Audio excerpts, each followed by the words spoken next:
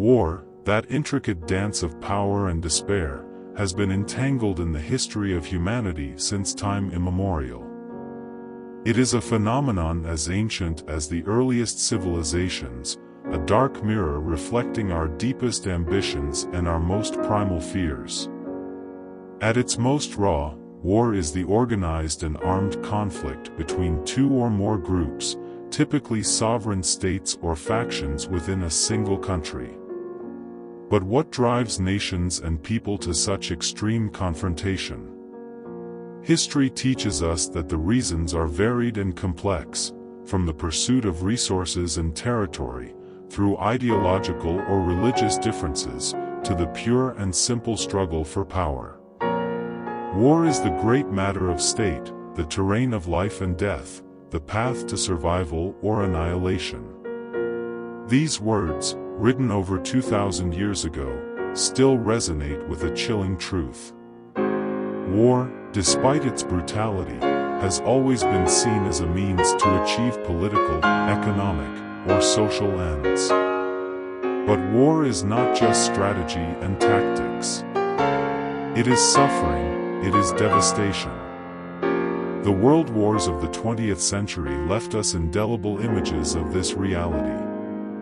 The First World War, with its gloomy trenches and the introduction of the mass use of chemical weapons, redefined the notion of war.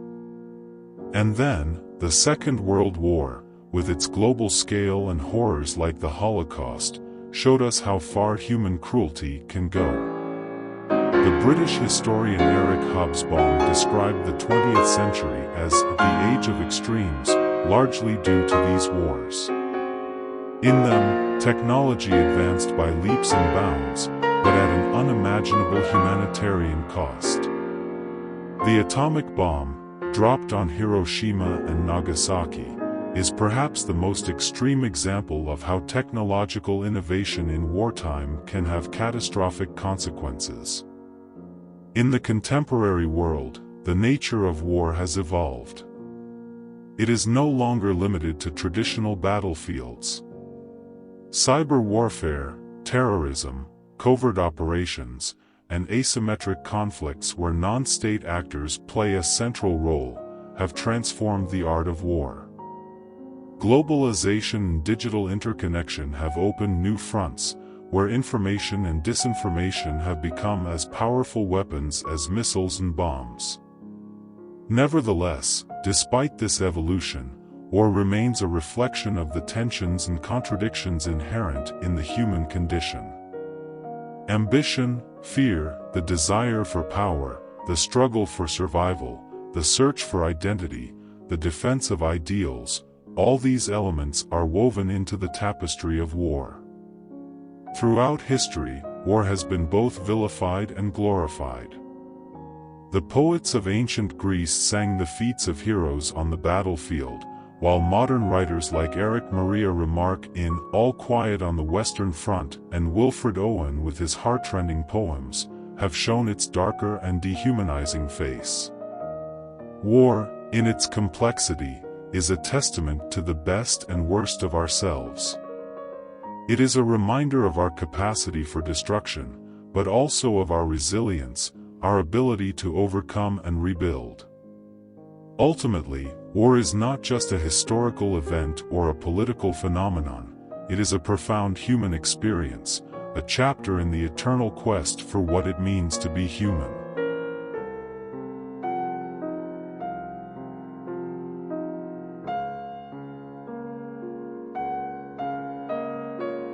We explore a deeply personal and often invisible aspect of war, its psychological effects.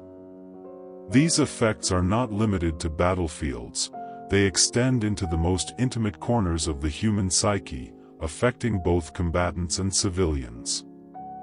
The trauma of war is fertile ground for a multitude of psychological disorders. Post-traumatic stress disorder, PTSD, perhaps the most well-known, has been extensively documented in war veterans. This disorder is characterized by the re-experiencing of traumatic events, the avoidance of stimuli associated with these events, and a constant state of alert and anxiety. The pages of history are filled with stories of soldiers who, even after returning home, continue to battle the invisible ghosts of war. But it's not just soldiers who suffer. Civilians, caught in the crossfire, also face devastating psychological consequences. Children, in particular, are extremely vulnerable. Exposure to violence, the loss of loved ones, and the destruction of their environment can have a lasting impact on their emotional and psychological development. The World Health Organization has pointed out that children affected by armed conflicts can experience a wide range of psychological problems, from depression and anxiety to behavioral disorders. Moreover, war can leave collective scars on the psyche of a nation. The collective memory of violence and trauma can persist for generations, influencing culture, politics, and social relationships. This phenomenon can be observed in countries that have experienced civil conflicts or prolonged wars, where the legacy of violence is passed down from generation to generation. The psychological effects of war also extend to the realms of morality and personal identity. Combatants often face situations that challenge their ethical and moral beliefs. The concept of moral injury refers to the psychological pain that results from acting against one's own moral principles or witnessing actions that violate them. This moral wound can manifest in feelings of guilt, shame, and a profound sense of betrayal. The treatment and care of these psychological traumas are crucial. Psychotherapy, community support, and the integration of mental health programs in conflict zones are essential steps in addressing these invisible wounds. However, often, resources are limited, especially in regions devastated by war, making the path to healing even more challenging. War, beyond being an armed conflict, is an event that tears apart the fabric of society and the individual. Its psychological effects are profound and long-lasting, and their understanding and treatment are essential for the reconstruction not only of societies but also of individual lives. The war does not end when the sound of guns ceases. In many ways, it is just the beginning of a different struggle, a silent battle waged in the terrain of the mind and soul.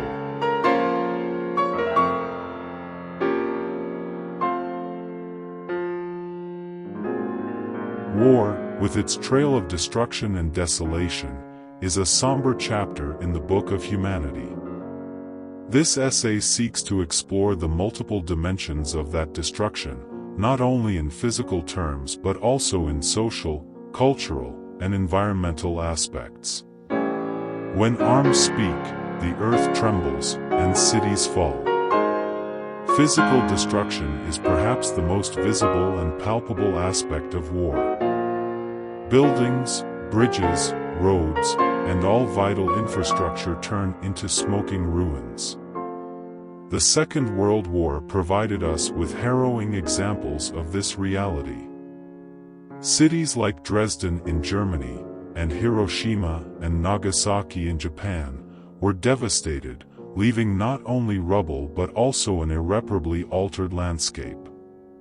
But this physical destruction is just the surface. Beneath it lies a deeper and often ignored layer: social destruction. War tears apart the social fabric, displacing millions of people from their homes and communities. Refugee camps become living testimonies of this disruption. Separated families, dismantled communities, and the loss of social cohesion are wounds that can take generations to heal. Furthermore, war mutilates the culture and identity of peoples.